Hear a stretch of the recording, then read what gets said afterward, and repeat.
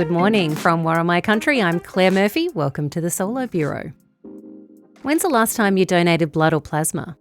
Look, before you tune out, I know you may have heard this call to arms before, and maybe you don't have the time, or it's too far away, or maybe you think someone else will do that. They don't need me. Stick around to hear Kate's story. 6 years ago, I stood beside my 4-year-old daughter's hospital bed while a paediatric intensive care doctor told me I had 10 minutes left with her before she would be taken into an isolation room to die alone. 10 minutes before I would be escorted from the hospital by security guards, howling at the injustice of it all. On my final glimpse, her small body looked almost robotic. A ventilator was inflating and deflating her lungs in a final attempt to keep her alive. And the cruel truth was this: if more people had donated blood in the weeks leading up to that moment, her treatment would not have been delayed, and we would not have been standing there at all. That's Kate Fisher opening her recent TED Talk about her daughter Marley. We're going to speak to her a little bit more about blood donation after we find out what's been happening while you were sleeping. It's Wednesday, August 19.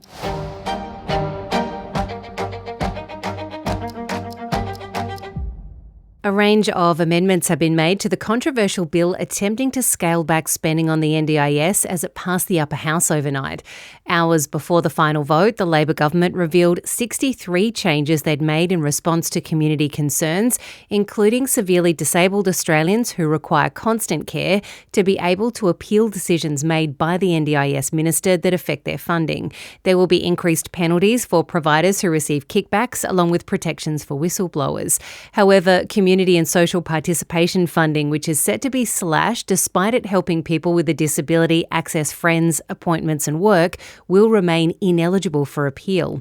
The changes, which passed the upper house on Tuesday night with a 28-12 vote, was made possible after the Albanese government made a deal with the coalition to remove the so-called widow tax that would have seen divorcees and widows lose negative gearing entitlements on investment properties. Labor and the Coalition have struck a deal to pass long-awaited changes to gambling advertising laws, but it has exposed a rift in the LNP. The changes would see gambling ads limited to 3 per hour between 5 a.m. and 8:30 p.m. and banned from being aired during live sports, as well as 15 minutes before a game and during children's shows. This also applies to online services, with Australians also given the ability to opt out of receiving online gambling ads. Gambling ads will also be removed from players' jerseys and stadiums. Inducement marketing will be banned for gamblers for 14 days after they sign up to a wagering company, and banned entirely for customers who've been identified as at risk of gambling-related harm.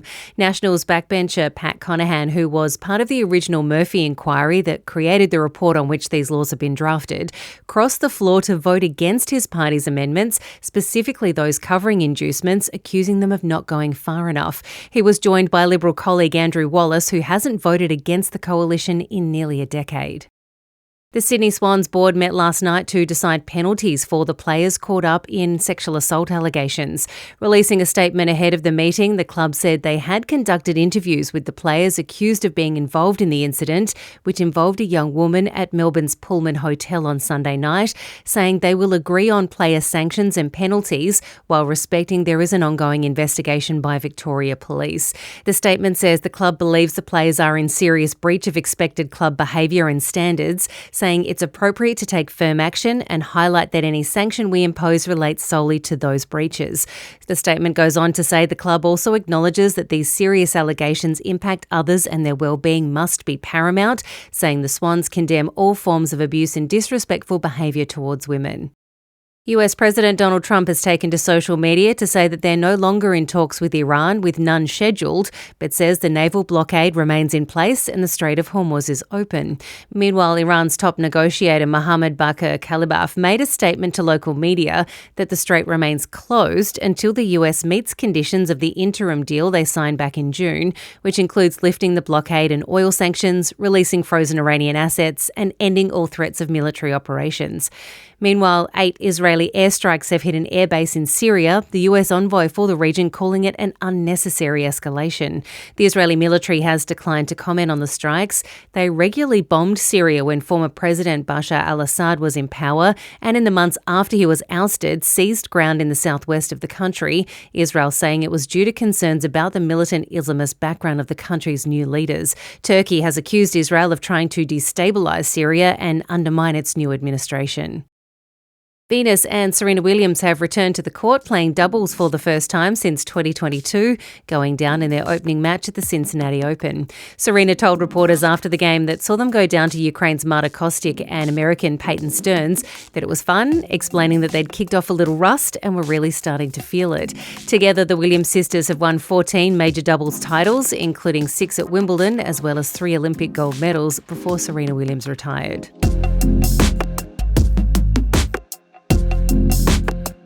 Those are the top stories today, team. Next, Kate Fisher has a request, one that could extend her daughter's life. And it's all in your hands. Or arm, really. Well, actually, all throughout you. You know what I mean.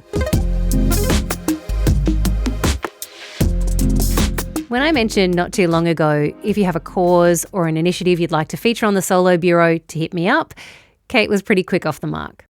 We'd spoken before about other stories, but this one is a hell of a lot closer to home for her. I don't know about you, but I have been a regular blood donor throughout my life. But sadly, my iron deficiency has bottomed out in perimenopause, so I'm down to plasma only these days. It's really easy. You can even book online, rock into the donor centre or mobile van if you're like me and don't live in a capital city, so you've donated in supermarket car parks or PCYC venues. It takes maybe half an hour. You fill out a questionnaire to make sure you haven't done anything that might rule you out of donating. You get a snack afterwards. But the best part is a little while later. For me, it's been as quick as a week. You might just get a text message telling you that your blood was used to help save the life of someone half a country away. Donating became even clearer to me when a family member was diagnosed with leukemia. Not only did I continue to donate blood, I also put myself on the National Bone Marrow donor list too. But if you don't have that first-hand experience of the good it does, or if donating blood feels like a that's something someone else will take care of situation, we need to have a talk. Especially during the colder months, when having a cold or flu can rule you out of getting in the chair, blood stocks drop dramatically low. For Kate Fisher, her first-hand experience is pretty next level. As you heard earlier at the top of the show, her daughter Marley has a condition that relies on blood donors like you and me to keep her alive. Kate, welcome to the Solo Bureau. Thank you so much for having me. Tell me a little bit about Marley and what led to that day, to you having to leave her in the hospital, thinking that was the last time you would ever see her, because that, to me, almost made my brain implode at just how you ever faced that situation. Give us an idea of how you handled that and what was happening at that time. Yeah, so I think we were just in shock at the time, and it was at the peak of the COVID pandemic, and that made it very, very difficult to be able to have access to hospitals. At the end of the day, we're so incredibly grateful to all the incredible health professionals that were risking their lives to try and help save the life of our child, and we understood how many vulnerable children we were around and why we couldn't be there with them. But I think it was a special kind of grief for us because we knew that we could have saved her life had enough people donated blood. Now, luckily, that was 7 years ago. She's had 7 bonus birthdays thanks to Australian blood donors. She's now a happy, healthy 10-year-old and she's doing brilliantly. But every single day, we still have to rely on the generosity of strangers to donate the blood that she needs to keep her alive. Can you tell us about Marley's condition and what it is in our blood that helps her? Yeah, so Marley has a condition called seronegative pediatric autoimmune encephalitis. And essentially that just means that her immune system is attacking her healthy brain cells, so identifying them as foreign and attacking them. There is no cure. It is definitely a life-threatening condition. And she has had seizures, status epilepticus seizures that have lasted for up to 39 hours. And it's those big, long seizures that have resulted in her brain injuries. There is no medication that can help her apart from intravenous immunoglobulin infusion, which is made from donated human plasma.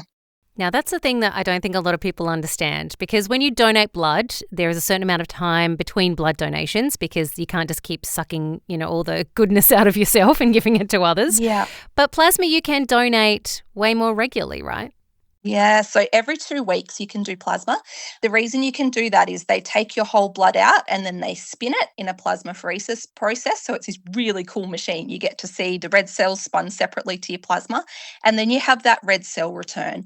So plasma donation is really good for menstruating women, anyone whose iron is a little bit low, maybe people that are vegetarian and their iron levels aren't quite as high, because you do get that red blood cell return. And because there isn't as much impact on your body, you can do it every 2 weeks instead of every 3 months. And this is something we talked about just before we started recording, because I am iron deficient and it's gotten worse as I've gotten older. Yes. I can donate plasma, but if you are like me and you live somewhere where there is not a donation centre, you rely on the mobile van, you can't do it in the mobile van. So you do have to make a concerted effort to get into a donation centre, which is a pain in the butt, but it's worth it. However, you can, after you've donated whole blood, if they really need that plasma component, they can then separate it after it has been donated. So it still is absolutely worthwhile to do those whole blood donations. And people who have donated whole blood have certainly been part of the thousands and thousands of donors who have helped to give us more time with our Marley. When you reached out to me to talk about this, you said something that really got me thinking, because you said that you have to consider what happens when keeping someone you love alive depends on the generosity of strangers. And you must feel like you spend your whole life pleading with people to go and do something that doesn't cost them anything but maybe a little bit of time, and yet they still don't seem to be doing it. So when Marley was at her sickest, we could only prolong her life for 10 days at a time. That was as long as we could get between infusions without her having those massive big seizures. Noting that it was at the height of the pandemic, so blood supplies were very, very low. But we would have those infusions and know that we could then leave hospital sometimes we were inpatients, but have 10 days where we could get 10 more days with our little girl and 10 more days that we would be together as a family. But during that time, we were completely reliant on the generosity of strangers to roll up a sleeve and donate blood. And if they didn't do that, she would have succumbed to her disease very, very quickly at the end of that 10 days. And in fact, one of the more significant brain injuries that she has is a result of just trying to delay that treatment by an extra couple of days because the blood supplies were so low. I think we're so good at capturing people's attention. We all agree that we live in an age defined by an attention economy, but my work really is more interested in what we actually do to make people change their behaviour and get people to act. I think any of us would do anything to protect our children. We're so good with sunscreen and screen time and seatbelts and all of those types of things, but we don't realise that 1 in 3 of us will be dependent on blood products within our lifetime, and only 1 in 30 eligible people in Australia ever make a blood donation. But if the right type of blood isn't there for your loved one and they're in hospital, it can't be manufactured. It can't be stored forever. So if it's not there and you need it, unfortunately, people do die.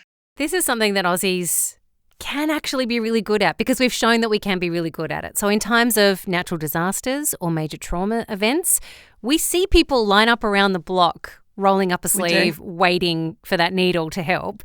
But then when that kind of moment in the headlines passes, it's left to people who are doing it so much quieter. So we're talking cancer patients, kids with cancer. We're talking about conditions like Marley's and pregnant women and all these people who are just like day to day grinding in and out of hospital just to kind of get to the end result, which need people to line up around the block every week to get their sleeve rolled up. So how do we get that momentum going? Well, the difference isn't the need, it's the visibility, right? People need it every single day. And often people don't realise that more than 60% of our plasma is imported into Australia, and that costs the Australian economy more than $600 million a year to purchase the plasma that we need to meet that shortfall. blood donation does sit at the intersection of health, economics, and human generosity, and that's where they collide. And I would really encourage your listeners to think about that when the next election is called, and ask your local member when they're handing leaflets for people if they're a blood donor, because I think it's such an incredible act of human generosity. And when you look at those numbers, that money could be so well spent, elsewhere. Talk to me about Milkshakes for Mali. Now, this is what you actually have named your initiative that you do work tirelessly at, encouraging people to donate more. But it also was the name of your podcast, which you spoke on this situation, and you've also written a book. Yes. So my second book has just released, and it is a very, very, very special one. So the idea of Milkshakes for Mali is, if you constantly are asked to do a blood donation, or we all hear critical blood shortage, on the radio, and how often do we actually go and change our behaviour and make a blood donation? I think we've become so used to hearing that all the time that we don't actually do anything about it. So I've flipped the narrative with Milkshakes for Mali. If you want to be a change maker, you need a creative solution to a social problem. And that started with the podcast and getting people to tell their stories of what's happened after they have received blood. So, a good news story, it could be that people got more time with their children. It's, there's some incredible para-athlete stories, incredible business and corporate stories, but people thanking those anonymous blood donors for giving them more time. The children's book has just come out, and Marley actually worked with a phenomenal Australian artist called Joanne Kalele, and she talked about what her time was like in hospital. And together they have created these incredible illustrations, and I've woven the story through it. And it talks about the acts of kindness that families need when they have a child in hospital. Blood donation is one of those acts of kindness, but there's these incredible zebra unicorns called Buzz and Muzz, and they go around collecting different acts of kindness to help support the family, which is our family, of this little girl who's in hospital. One of those acts is blood donation, and instead of asking people to donate blood, what we said when Marley was really sick was, would you be able to go and have a milkshake for Marley? Now, in the ACT and most parts of Queensland, it's different in different parts of Australia. But after you do particularly a plasma donation, you will be given a milkshake afterwards while you recover. So instead of saying, please donate blood, the idea was, please go and get a milkshake for Marley. Our family and friends would then take selfies with those milkshakes, and we were able to show Marley. And when her bottles of the Intragram, the IVIG, came in for her to have her infusions, because she was quite little, we would then pretend to read the names of those different people who had donated blood to literally keep her alive. So she has that such strong connection with the importance of community and caring for each other. And she is just a little girl who is just wanting to make the world a better place. I think she understands the fragility of life in a way that none of us really can. And she's only 10 years old, and she doesn't suffer fools. She doesn't understand drama. And she just wants people to be kind and to make the world a better place. So I've literally just got back from New York. The US is experiencing its second largest blood shortage that it has ever had. And interestingly, they have got the crossover of having part voluntary, part paid blood donations, and yet they're still experiencing that significant shortage. And we had a billboard in Times Square with Marley's book on it, because it's hit the international #1 bestseller status. Congratulations. So across multiple countries in the world. Thank you. And to FaceTime with her and have a video call, and for her to see her book and the illustration she helped to create with Joanne Kalele come up on a billboard in Times Square. And she was really emotional. And I thought it was about, remembering being sick. And she's like, Mummy, do you know how many lives we could save around the world from people seeing my book like that? And if they go and make a blood donation, because it will help so many sick kids to be able to stay with their families. And to have that insight, you never want your kid to have to face something like that, but she is just making the best of life. And she's such a reminder to me every single day that, it's such a sense of perspective, isn't it? Don't sweat the small stuff. We can choose kindness, and the world's a pretty scary place. There's a lot of negativity at the moment. But if you go and make a blood donation, you're never going to feel negative about the fact that you have just gone and saved 3 Aussie lives and kept 3 Aussie families together. Well, so do not underestimate the power of a 10-year-old girl, because they absolutely are incredible. Yeah, she's certainly found her vocabulary to let me know at the moment what she does and doesn't want, and she is a force to be reckoned with. So one last thing that I really felt when I was watching your TED Talk was when you were talking to people who were sort of with you on that journey at the time, and when they said, is there anything I can do to help? And you're like, go and donate blood, and yet people still didn't do that. I guess this is the thing is, if you are currently right now or have recently or have in the past or think you might in the future, have got a friend who's in a situation where they are unwell, their family member is unwell, their child is unwell, and you say to them, how can I help? You already know how you can help, right? And nothing feels more special to me. Like, we joke about the fact that we had a whole freezer full of lasagnas because people were really kind and were dropping us food, which was amazing, and we deeply appreciated that. But we couldn't keep Marley alive if people didn't donate blood. And it wasn't because people didn't care and didn't love us. People just can't wrap their brains around how close to home that is, and how precarious the nature of the blood supply is in Australia as well. I think we're so used to having access to Western medicine, and, we're incredibly fortunate in Australia to have the healthcare system that we have. But if the right type of blood isn't there for you when you need it, it can't be manufactured. There is nothing that can replace blood if you're in an emergency situation and the right type of blood isn't there for you. I don't think people realise that it can't be made, and it can only be stored for really short amounts of time.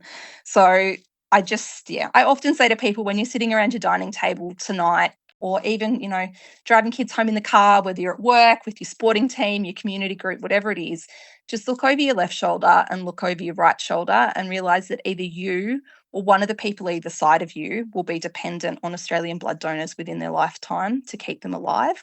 And if you think that one of those lives are worth saving, I beg you to please go and do at least one blood donation in your lifetime. Can I tell you what worked for me, Kate? Yes, please do. I am a very competitive person, and I was working for a company many, many years ago who pitted us in the radio industry up against those in the newspaper industry and said fight, basically. And so we did, and I cannot even remember, honestly, who won at the end of the day, about who did the most blood donations over what period of time it was. But what that did, very cleverly, was start a behavioural change. And so for those of us who hadn't done it before, who then found out where our local donation centre was, and then that the people in there were really lovely and that it was very easy, and you get a snack and then you get a text message a few days later to tell you just how amazing it is that your blood has gone on to save somebody. And then that started a pattern. And then once you get into the habit, it's really easy to keep it going. So if you've got to fight someone for it, by all means, get a mate that you're competitive with and go for it. Absolutely. And I absolutely encourage your listeners, if they're going to do a blood donation for the first time, or they're not already part of one of those lifeblood teams, please come and join the Milkshakes for Marley Lifeblood team. So you can either do that on the website when you go to Lifeblood to make your appointment, or when you turn up for your donation.